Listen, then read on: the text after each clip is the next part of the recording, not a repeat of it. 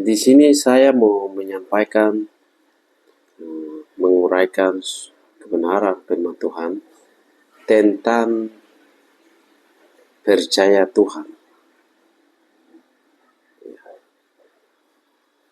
Bukan mempercaya Tuhan, atau bukan kepercayaan Tuhan, tetapi percaya Tuhan.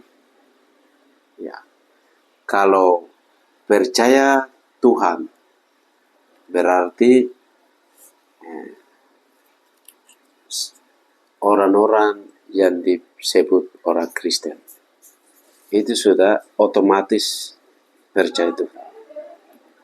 Tetapi kita orang percaya, orang Kristen, banyak sebut Kristen tetapi masih sebagai mempercaya, masih sebagai disebut sebagai kepercayaan,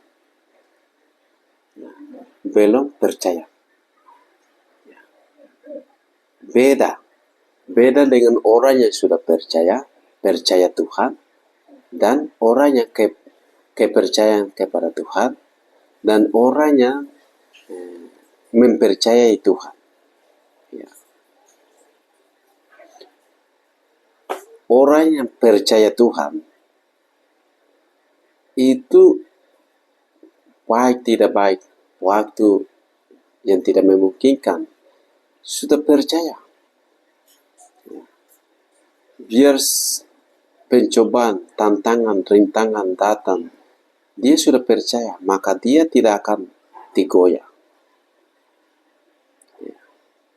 Tetapi orang yang kepercayaan kepada Tuhan, kepercayaan kepada Tuhan, ini masih disebut pertanyaan, masih belum seutuh percaya. Dan orang yang mempercaya ini masih beda dengan orang yang percaya, dengan orang percaya. Ya. Jadi kali ini saya mau menyampaikan tema utama kami adalah percaya Tuhan. Ya. Percaya Tuhan, tema saya hari ini, tema kita sama-sama hari ini, percaya Tuhan. Percaya Tuhan ini berarti kita yang sudah percaya Yesus, kita yang percaya Tuhan, kita yang disebut orang Kristen. Ya. Percaya Tuhan, ini kita akan mendapatkan sesuatu dari kita percaya kepada Tuhan. Percaya Tuhan itu sudah menjadi gaya hidup kita.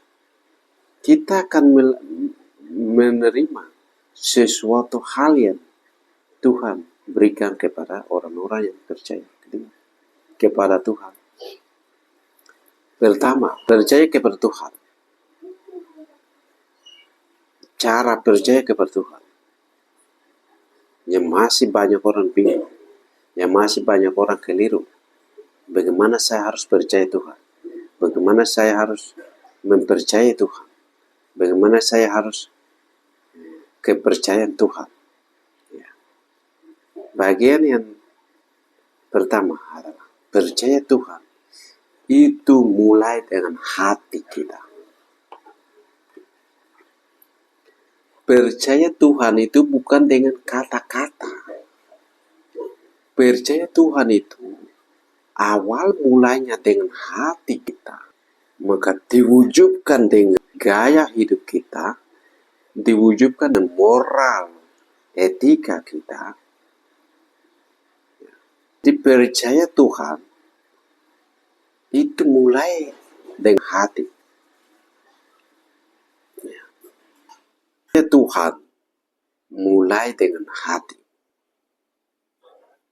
Ada orang yang sudah percaya Tuhan, tetapi dengan hati. Banyak orang yang mempercayai Tuhan, tetapi tidak dengan sepenuh hati. Hanya karena cari keperluan pribadi atau cari muka atau cari nafkah di dunia ini. Percaya Tuhan dimulai dengan hati. Nah, kalau sudah dengan hati, maka kita juga dengan hikmat Tuhan sendiri. Jangan dengan hikmat manusia, jangan dengan pengetahuan kita, jangan dengan teologi kita, jangan dengan pendidikan kita, tetapi dengan hikmat Tuhan. Salomo berkata dalam pasal yang ketiga bahwa ayat yang kelima di situ katakan, percaya kepada Tuhan dengan segenap hati dan jangan bersandar kepada pengertianmu sendiri. Kalau kita sudah percaya Tuhan, harus mulai dengan hati. Percaya Tuhan, mulai dengan hati. Bukan mulai dengan pikiran, tetapi mulai dengan hati. Kalau hati sudah mewujudkan, maka pikiran itu mulai ada. Dan pikiran itu akan muncul. Bukan dengan pikiran pendidikan kita. Bukan pikiran pengetahuan kita. Dengan pikiran hikmat yang di luar dari hati ini. Ada banyak orang katakan bahwa cukup kita sudah memberitakan, kita sudah ada Injil. Kita bukan baru menerima Injil, kita ini sudah lama menerima Injil. Cukup, kita sudah banyak yang sudah pendidikan, tidak perlu bicara Injil. Injil itu harus bicara di mana-mana. Ya. Injil itu bicara harus menjadi intuisi segala intuisi di dunia ini. Intuisi yang tinggi adalah Injil. Baik intuisi hukum pidana, intuisi hukum pemerintahan, intuisi budaya, intuisi apapun. Itu semua di bawah Injil. Kalau Anda mau melakukan hal itu, Anda lebih orang yang luar biasa daripada luar biasa. Karena Injil adalah intuisi yang paling tinggi di muka bumi ini. Hukum kita di Indonesia adalah negara hukum. Tetapi hukum itu adalah sarana dan prasarana. Membawa sarana dan prasarana untuk Injil yang sesungguhnya, yaitu Injil Yesus Kristus. Maka itu bagian tema kita bagian pertama adalah percaya Tuhan dengan hati kita. Kedua, jangan dengan pikiran kita, tetapi bersandar kepada pikiran Tuhan, hikmat Tuhan. Yang ketiga adalah yang kedua adalah akui Tuhan. Ya. Ketiga adalah akui Tuhan. Kalau kita sudah akui Tuhan dalam usaha, pekerjaan, apapun, kita sudah akui Tuhan, andalkan Tuhan. Maka ayat 6 bagian B itu di situ katakan bahwa Tuhan akan meluruskan jalan bagimu. Tuhan akan meluruskan jalan bagimu. Ya. Kalau kita sudah melakukan 3 hal ini, yaitu percaya Tuhan dengan hati, percaya Tuhan dengan pikiran Tuhan, pikiran Alkitab, pikiran Injil, dan ketiga akuilah Injil itu, akuilah firman itu, akuilah itu, maka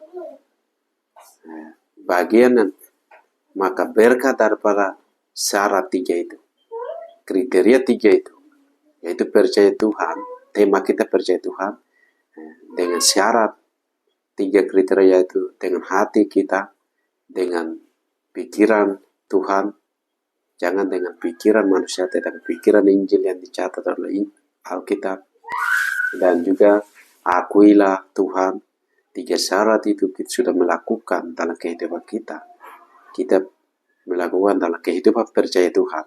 Maka ayat 6 bagian B, di situ Tuhan katakan bahwa Amsal katakan bahwa Tuhan akan meneruskan jalan. Tuhan akan membuka berkat-berkat. Tuhan akan membuka hikmat berkat. Tuhan akan membuka hikmat pendidikan. Tuhan akan membuka hikmat pengetahuan. Semua berkat, lubung-lubungmu akan dipenuhi. Itulah percaya kepada Tuhan. Itulah kehebatan percaya Tuhan. Itulah kehebatan mengakui Injil.